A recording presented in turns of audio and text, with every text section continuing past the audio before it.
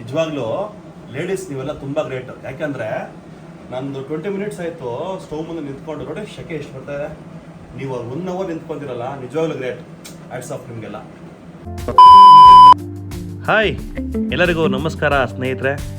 ಈ ದಿನ ನಾನು ಹಲಸಿನ ಹಣ್ಣಿನ ಬೀಜವನ್ನು ಸಂಗ್ರಹಿಸಿ ಅದನ್ನು ನಾವು ಹೇಗೆ ಉಪಯೋಗಿಸ್ಬೋದು ಅಂತ ನಾನು ಈ ವಿಡಿಯೋದಲ್ಲಿ ನಿಮಗೆ ತಿಳಿಸ್ಕೊಡ್ತೀನಿ. ಫಸ್ಟ್ ನಾನು ಹಲಸಿನ ಹಣ್ಣನ್ನು ಕಟ್ ಮಾಡ್ಕೊತಾ ಇದ್ದೀನಿ.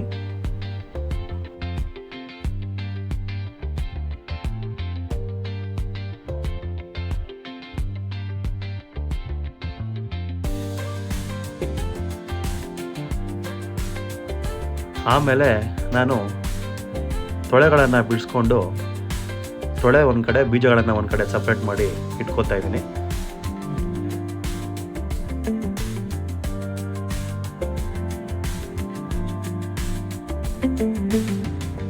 ಆಹಾ, ಈ ಹಲಸಿನ ಹಣ್ಣಿನ ತೊಳೆಯನ್ನು ನೋಡ್ತಾ ಇದ್ರೆ ಬಾಯಲ್ಲಿ ನೀರು ಬರುತ್ತೆ ಅಲ್ವಾ.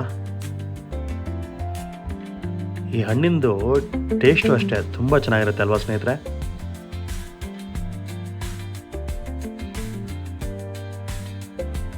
ಆಹಾ, ನೋಡಿ ಎಷ್ಟು ಚೆನ್ನಾಗಿ ಕಾಣ್ತಾ ಇದೆ. ನೋಡ್ತಾ ಇದ್ರೆ ಹಂಗೆ ಬಾಯಲ್ಲಿ ನೀರು ಬರುತ್ತೆ, ಎಲ್ಲ ತಿನ್ಬಿಡೋಣ ಅನಿಸುತ್ತೆ. ನೋಡಿ ಸ್ನೇಹಿತರೆ, ಈಗ ತೊಳೆಗಳನ್ನೇ ಸಪ್ರೇಟ್ ಮಾಡಿದ್ದೀನಿ, ಬೀಜಗಳನ್ನೇ ಸಪ್ರೇಟ್ ಮಾಡಿದ್ದೀನಿ ನಾನು. ನೋಡಿ ಸ್ನೇಹಿತರೆ, ಈಗ ಈ ಬೀಜಗಳನ್ನು ಒಂದು ಒಳ್ಳೆ ಬಟ್ಟೆಯಿಂದ ಒರೆಸ್ಕೋತಾ ಇದ್ದೀನಿ. ಯಾಕಂದರೆ ಇದು ಸ್ವಲ್ಪ ಬೀಜಗಳು ಅಂಟಿರುತ್ತಲ್ವಾ, ಅದಕ್ಕೆ ಈ ಬಟ್ಟೆಯಿಂದ ನೀಟಾಗಿ ಒಂದ್ಸಲಿ ಒರೆಸ್ಕೊಂಬೋಣ.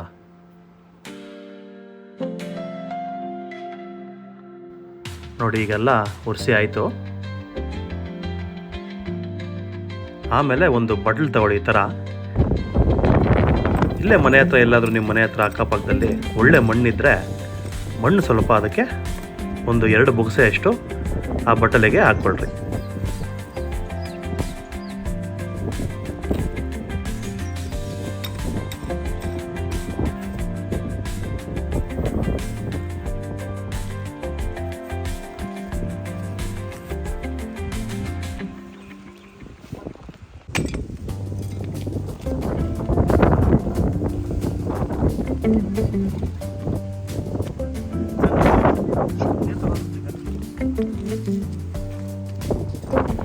ಆಮೇಲೆ ಅದಕ್ಕೆ ಒಂದು ಚೊಂಬಷ್ಟು ನೀರನ್ನು ಹಾಕ್ಕೊಂಡು ಸ್ವಲ್ಪ ಗಟ್ಟಿಯಾಗಿ ಆ ಮಣ್ಣನ್ನು ಕಲಿಸ್ಕೊಳ್ಳಿ. ಜಾಸ್ತಿ ತೆಳ್ಳಗಿರೋದು ಬೇಡ, ಸ್ವಲ್ಪ ಗಟ್ಟಿಯಾಗಿ ಈ ಥರ ಇದ್ದರೆ ಸಾಕು.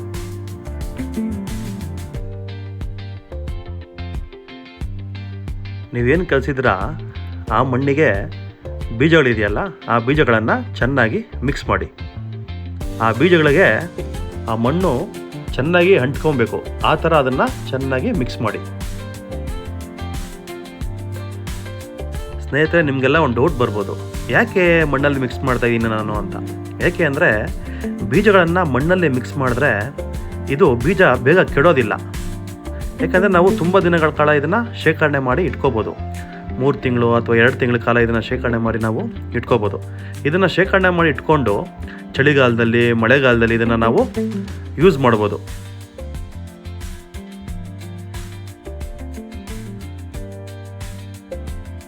ನೋಡಿ ಸ್ನೇಹಿತರೆ, ಈಗ ಚೆನ್ನಾಗಿ ಮಿಕ್ಸ್ ಆಗಿದೆ ಬೀಜಗಳು ಮಣ್ಣಲ್ಲಿ. ಇದನ್ನು ನಾವು ಏನು ಮಾಡಬೇಕು ಅಂದರೆ ಇದನ್ನು ಸ್ವಲ್ಪ ಬಿಸಿಲಲ್ಲಿ ಇಡಬೇಕು. ಒಂದು 3 ದಿನಗಳ ಕಾಲ ಬಿಸಿಲಲ್ಲಿ ಇಟ್ಟರೆ ಇದು ಕೆಡೋದಿಲ್ಲ. ಯಾಕಂದರೆ ಇದು ಬಿಸಿಲಿಗೆ ತುಂಬ ಡ್ರೈ ಆಗಿರುತ್ತೆ. ನಾವು ಇದನ್ನು ಸಂಗ್ರಹಿಸಿಟ್ಕೊಳ್ಳೋದಕ್ಕೆ ತುಂಬ ನಮಗೆ ಅನುಕೂಲ ಆಗುತ್ತೆ.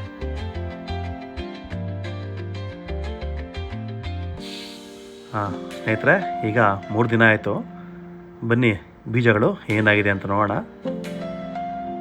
ನೋಡಿ ಸ್ನೇಹಿತರೆ, ಬೀಜಗಳೆಲ್ಲ ಬಿಸಿಲಿಗೆ ಚೆನ್ನಾಗಿ ಒಣಗಿದೆ.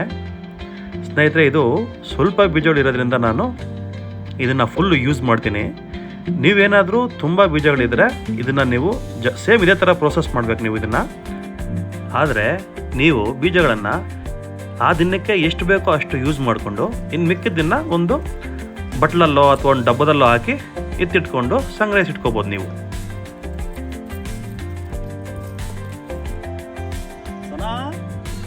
ಬಟ್ಟೆ ತಗೊಂಬ ಒಂದು ಬಟ್ಟೆ ತಗೊಂಬ ಒಂದಂಗೆ. Thank you. ಬೈಲಿ ಬೈಲಿ ಇಲ್ಲೇ ಇರೋ ಬೈಲಿ ಇಲ್ಲೇ ಇರೋ. ನಾನು ಇದನ್ನೆಲ್ಲ ಒರೆಸಿ ಕೊಡ್ತೀನಿ ಯಾಕಂದ್ರೆ ಹಾಕೋ. ನೋಡಿ ಸ್ನೇಹಿತರೆ, ಈ ಬೀಜಗಳನ್ನು ಒರೆಸಿ ಬೇರೆ ತಟ್ಟೆಗೆ ಹಾಕ್ಕೊತಾ ಇದ್ದೀನಿ. ಏಕೆಂದರೆ ಈ ಬೀಜಗಳ ಮೇಲೆ ಮಣ್ಣಿರುತ್ತಲ್ವಾ, ಅದಕ್ಕೆ ನೀಟಾಗಿ ಒರೆಸಿ ಒಂದು ತಟ್ಟೆಗೆ ಹಾಕ್ಕೊತಾ ಇದ್ದೀನಿ.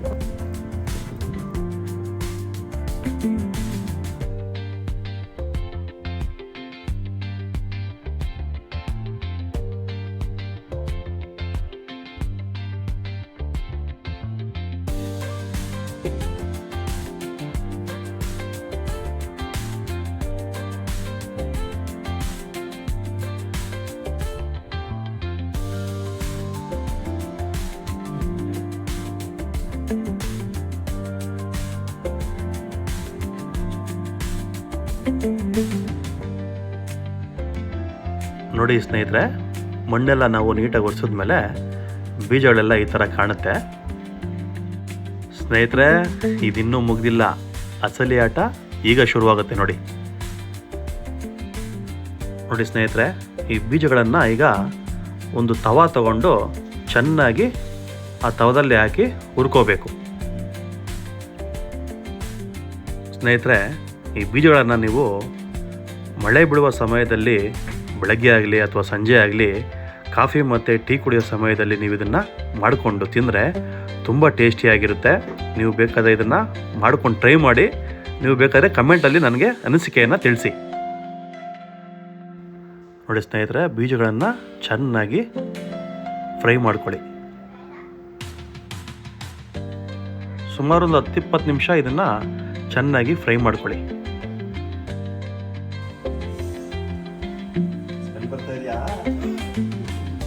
ಸ್ನೇಹಿತರೆ, ಇದಕ್ಕೆ ನೀವು ಯಾವುದೇ ರೀತಿಯ ಎಣ್ಣೆ ತುಪ್ಪ ಏನೂ ಬಳಸ್ಬಿಡಿ. ಇದನ್ನು ನ್ಯಾಚುರಲ್ಲಾಗಿ ಹಾಗೆ ಹಾಕಿ ತವಾ ಮೇಲೆ ಫ್ರೈ ಮಾಡ್ಕೊಳ್ಳಿ. ನಿಜವಾಗ್ಲೂ ಲೇಡೀಸ್ ನೀವೆಲ್ಲ ತುಂಬ ಗ್ರೇಟ್. ಯಾಕಂದರೆ ನಂದು 20 ಮಿನಿಟ್ಸ್ ಆಯಿತು ಸ್ಟವ್ ಮುಂದೆ ನಿಂತ್ಕೊಂಡು ನೋಡಿ ಶೆಕೆ ಎಷ್ಟು ಬರ್ತಾರೆ. ನೀವು 1 ಅವರ್ ನಿಂತ್ಕೊಂಡಿರಲ್ಲ, ನಿಜವಾಗ್ಲೂ ಗ್ರೇಟ್. ಹ್ಯಾಟ್ಸ್ ಆಫ್ ನಿಮಗೆಲ್ಲ. ನೋಡಿ ಸ್ನೇಹಿತರೆ, ಈಗ ಇದು ಫುಲ್ಲು ರೋಸ್ಟ್ ಆಗಿದೆ. ಇದೀಗ ನಾವು ಆರಾಮಾಗಿ ಟೇಸ್ಟ್ ಮಾಡ್ಬೋದು. ಬನ್ನಿ ಟೇಸ್ಟ್ ಮಾಡೋಣ. ಈಗ ಇದನ್ನ ಒಂದು ಪ್ಲೇಟ್ಗೆ ಹಾಕ್ಕೊತಾ ಇದ್ದೀನಿ.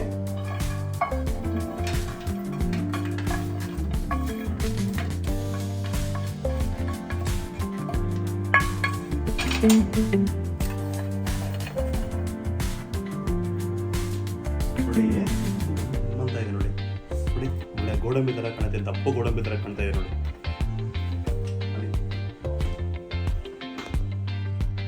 ನೋಡಿ ಸ್ನೇಹಿತರೆ, ಇದು ಈಗ ಇನ್ಮೇಲೆ ರೆಡಿ ಆಗಿದೆ. ನೋಡಿ ಏನಿಲ್ಲ, ಹಿಂಗೆ ತಗೊಂಡು ಇದ್ರ ಮೇಲೆ ಒಂದು ಸಣ್ಣ ಲೇಯರ್ ಇರುತ್ತೆ ಸಿಪ್ಪೆದು. ಅದು ನಿಧಾನಕ್ಕೆ ನೋಡಿ ಹಿಂಗೆ ಥರ ಬಿಡಿಸ್ಕೊಂಡ್ರೆ ನೋಡಿ ಚೆನ್ನಾಗಿ ರೋಸ್ಟ್ ಆಗಿದೆ ಅಲ್ವಾ. ಥರ ನಿಧಾನಕ್ಕೆ ಈ ಥರ ಬಿಡಿಸ್ಕೊಂಡು ಆ ಮಣ್ಣೆಲ್ಲ ಇರುತ್ತಲ್ವ ಅದೆಲ್ಲ ನೀಟಾಗಿ ಹೊರಟೋಗ್ಬಿಡುತ್ತೆ.